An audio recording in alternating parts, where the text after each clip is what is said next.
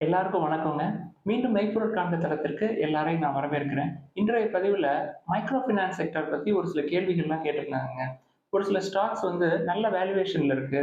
ஏன் வந்து அதெல்லாம் ஆட் பண்ணல? அப்படின்னு சொல்லி கேட்டிருந்தாங்க. அது போக இன்னைக்கு மைக்ரோ ஃபினான்ஸ் செக்டார் வந்து எவ்வளவு இம்பார்ட்டன்ட் ஒரு எக்கனாமிக் அப்படின்னு சொல்லிட்டு ஒரு ஆர்டிக்கிள் பிசினஸ் லைன்ல வந்திருக்குங்க. நம்ம கேள்விக்கும் இந்த ஆர்டிக்கிளையும் ரிலேட் பண்ணி நம்ம இன்னைக்கு டிஸ்கஸ் பண்ணுவோம். அதுக்கு முன்னாடி மார்க்கெட் வந்து ஃப்ளாட்டா தாங்க இருக்கு. நான் பார்த்தப்போ ரெக்கார்ட் பண்றப்ப ஒரு 60 பாயிண்ட் அப்ப 23,800ல அங்கிட்டும் இங்கிட்டும் போயிட்டு வந்துட்டு இருந்துச்சுங்க. எஃப்ஐஎஸ் வந்து அவங்களோட ஆக்டிவிட்டிய குறைச்சுட்டாங்க. கிறிஸ்மஸ் செலிப்ரேஷன்ஸ் ஆரம்பிச்சிருச்சு. நாளைக்கு வந்து கிறிஸ்மஸ் இருக்கு இல்லையா? ஸோ இன்னும் ஒரு 10 டேஸ் வந்து இப்படிதான் இருக்கும். ஜான்வரி ஃபர்ஸ்ட் வீக் வரைக்குமே இப்படிதான் நினைக்கிறேன் இருக்கும்னு நினைக்கிறேங்க. ஏன்னா நேத்து ஒரு 160 கோடிக்கு பக்கமா தான் எஃப்ஐஐஸ் வித்திருந்தாங்க. டிஐஎஸ் தான் நேத்து மார்க்கெட்ட வந்து ஏத்திருக்கிறாங்க. கிட்டத்தட்ட ஒரு 2,200 கோடிக்கு பக்கமா டொமஸ்டிக் இன்ஸ்டிடியூஷனல் இன்வெஸ்டர்ஸ் வாங்கியிருக்கிறாங்க. எஃப்ஐஐஸோட ஆக்டிவிட்டீஸ் நல்லா குறைஞ்சிருக்கிறத நம்ம பார்க்கலாம். கோல்டுன்னு பார்த்தோம்னா 22 கேரட் கோல்டு இன்னைக்கு பெர் கிராம் ரூ. 10 குறைஞ்சிருக்கு. 7,090 7,090. தென் நம்ம எப்பொழுதும் பேசுற விஷயம் அமெரிக்க டாலருக்கு நிகரான இந்திய ரூபாயோட மதிப்பு தொடர்ந்து சரியுதுங்க. 85.17 ஒரு டாலர் வந்து 85.17 ரூபாய். அது நடுவில் 25 வரைக்கும்லாம் போயிட்டு வந்ததுங்க. நான் அதுக்கப்புறம் இப்போ ரீசெண்டாக பார்க்கல. ஸோ இந்த சரிவு வந்து நம்ம முக்கியமாக டெய்லி பார்க்குற ஒரு விஷயம்.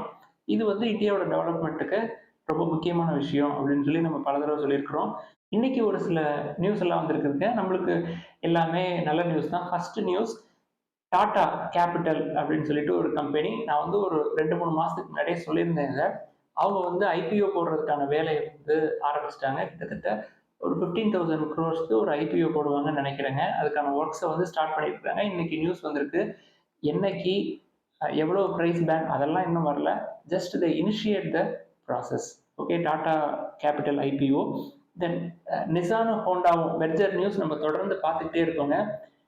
இன்னும் ஒரு 1.5 வருஷத்துல, அதாவது அவங்க எக்ஸாக்டா நாங்க வந்து ஆகஸ்ட் 2026ல நாங்க வந்து ஒரு மெர்ஜ்டு என்டிட்டியா ஃபார்ம் ஆயிருவோம் அப்படின்னு சொல்லி சொல்லியிருக்கிறாங்க.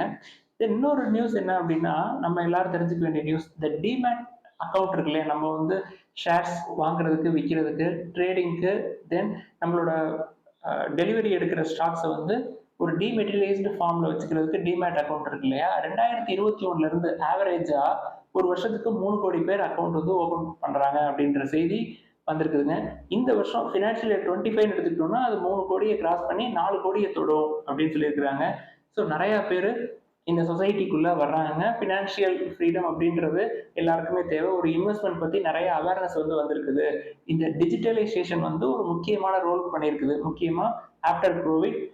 தென் இந்த டிஸ்கவுண்ட் புரோக்கர்ஸ் நிறைய வந்திருக்கிறாங்களே, அவங்களும் வந்து முக்கியமான ரோல் பிளே பண்றாங்க அப்படின்ற மாதிரி செய்தி வந்திருக்குங்க.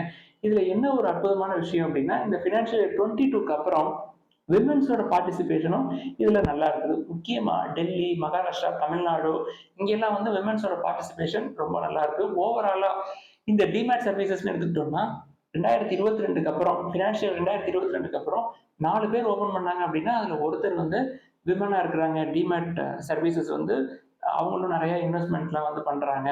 மியூச்சுவல் ஃபண்ட்ஸ்ல முக்கியமா அவங்களோட இன்வெஸ்ட்மெண்ட்ஸை பண்றாங்க, கோல்டுல பண்றாங்க, டிஜிட்டல் கோல்டை வாங்குறாங்க. அந்த செய்தியெல்லாம் நம்மளுக்கு இப்போ வந்திருக்குதுங்க. அடுத்த நியூஸ் வந்து முத்தூட் குரூப்ங்க. முத்தூட் குரூப்ல 4th ஜெனரேஷன் பீப்புள், அதாவது ஏற்கனவே அவங்க வந்து கிட்டத்தட்ட 3 ஜெனரேஷனா அந்த பிசினஸ் வந்து நடத்திட்டு இருக்காங்க. நம்ம வந்து இந்த ப்ரொமோட்டர் இன்டெகிரிட்டி அப்படின்னு பார்ப்போம்ல, இப்போ 4th ஜெனரேஷன் உள்ள வர்றாங்க இந்த போர்டுல. அவங்கள வந்து Reserve Bank of India approve பண்ணிட்டாங்க. ஸோ இந்த கம்பெனி வந்து ரொம்ப நல்ல கம்பெனி தான். பட் வேல்யூவேஷன் வந்து இப்போ முத்தூட் ஃபினான்ஸ் எடுத்துக்கிட்டீங்கன்னா 19 கிட்ட இருக்குங்க பிஇ. அதனாலதான் நம்ம வந்து அதை கன்சிடர் பண்ணாம வச்சிருக்கோம். ஃபியூச்சர்ல பியர் மார்க்கெட்ல ஏதாவது சான்ஸ் கிடைச்சா அதை அப்புறம் பார்ப்போங்க. இன்னைக்கு நம்மளோட டாபிக் உள்ள போயிருவோங்க. நம்மளோட டாபிக்ல இன்னைக்கு மைக்ரோ ஃபினான்ஸ் செக்டரை பத்தி ஒரு செய்தி வந்திருக்கு அப்படின்னு சொன்னோம் இல்லையா. அந்த செய்திக்கும் நம்ம ஒரு சில மைக்ரோ ஃபினான்ஸ் செக்டர்லாம் வந்து ஏன் கன்சிடர் பண்ணல அப்படின்னு சொல்லி என்கிட்ட கேள்விகள் கேட்டிருந்தாங்க. அதை ரெண்டையும் மர்ஜ் பண்ணி இன்னைக்கு நம்ம பேசுவோங்க. மைக்ரோ ஃபினான்ஸ் செக்டர் அப்படின்றது ஒரு ரோபஸ்ட் மைக்ரோ ஃபினான்ஸ் செக்டர் ஒரு கண்ட்ரில இருக்கு அப்படின்னா அதுதாங்க வந்து எல்லாத்தையுமே ஃபினான்ஷியலா அவங்கள வந்து சொசைட்டிக்குள்ள ஒரு இன்க்ளூசிவ் சொசைட்டியை ஃபார்ம் பண்றதுக்கு இந்த மைக்ரோ ஃபினான்ஸ் செக்டர் அப்படின்றது ரொம்ப ரொம்ப முக்கியமான ரோல் அப்படின்னு சொல்லியிருக்காங்க அந்த ஆர்டிக்கல்ல. எல்லாருக்குமே ஒரு தொழிலை வந்து துவங்கணும் அப்படின்னு ஆரம்பிக்கிறாங்கன்னா அவங்களுக்கு அக்சஸ் டு ஃபினான்ஸ் அப்படின்றது ரொம்ப முக்கியங்க.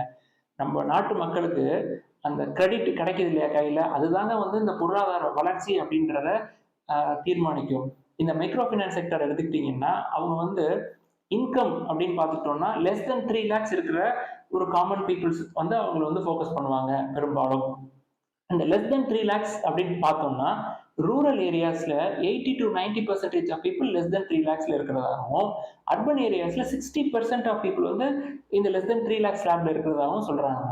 அப்போ நீங்க யோசிச்சு பாருங்க, அங்க ஒரு 90%, இங்கே ஒரு 60%. இவங்க எல்லாருக்குமே இந்த மைக்ரோ ஃபினான்ஸ் கம்பெனிஸால லோன் கொடுக்கணும் அப்படின்னா அவங்கள பேக்கப் பண்றது யார் பேக்கப் பண்ணுவா அப்படின்னா என்பிஎஃப்சிஸ், பேங்க்கு, இவங்கெல்லாம் வந்து இந்த மைக்ரோ ஃபினான்ஸ் கம்பெனிக்கு லோன் கொடுப்பாங்க. அந்த லோனை வச்சுட்டு இந்த மைக்ரோ ஃபினான்ஸ் கம்பெனிஸ் வந்து ஒரு காமன் பீப்புளுக்கு, அதாவது எண்ட் கன்சியூமருக்கு, அதாவது டோர் ஸ்டெப் டெலிவரி அப்படின்ற மாதிரிங்க.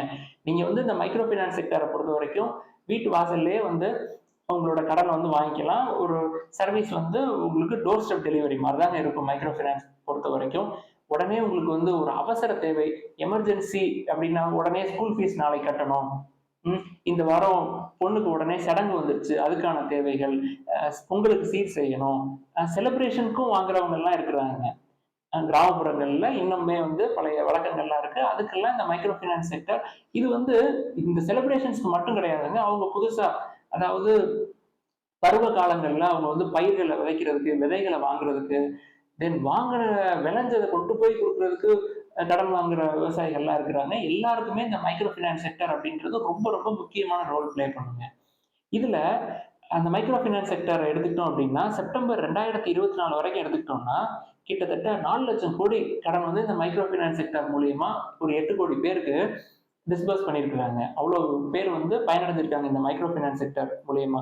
National Council of Applied Economic Research என்ன சொல்றாங்க, 2022 எடுத்த ரிசர்ச் என்ன சொல்றாங்க, மைக்ரோ ஃபினான்ஸ் செக்டர் எடுத்துக்கிட்டீங்க அப்படின்னா நம்மளோட ஜிடிபி இருக்கு இல்லையா, அதுல இந்த எம்எஃப் செக்டர், மைக்ரோ ஃபினான்ஸ் செக்டரோட ரோல், பெர்சன்டேஜ் ஆஃப் ரோல் அப்படின்னு பார்த்தோம்னா கிட்டத்தட்ட 2.03% வந்து இருக்குது. கிட்டத்தட்ட 13 மில்லியன் மக்களுக்கு வந்து ஜாப்ஸ் வந்து இது கிரியேட் பண்ணி கொடுக்குது அப்படின்னு சொல்றாங்க.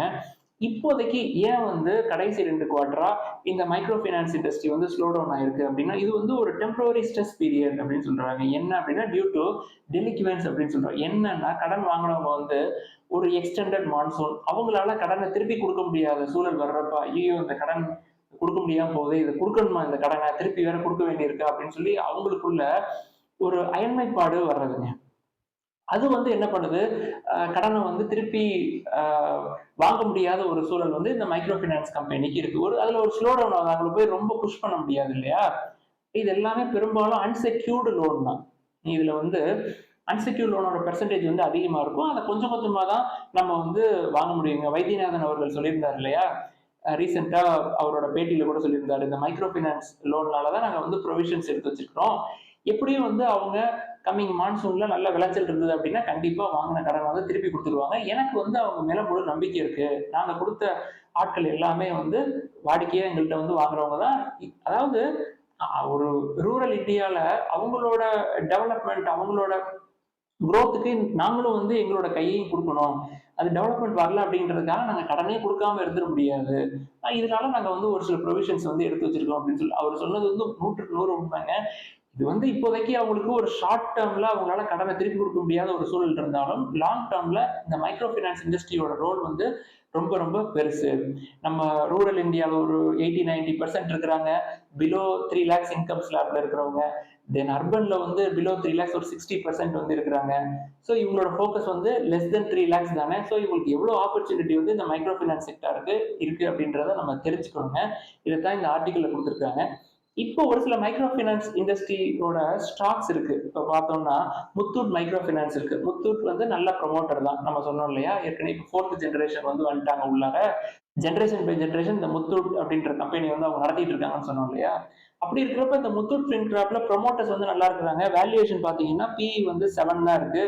பிரைஸ் டு புக் 1.5 தான் நம்ம கன்சிடர் பண்ற லெவல். 1.11 தான் இருக்கு. பிரைஸ் வந்து 182 இருக்கு.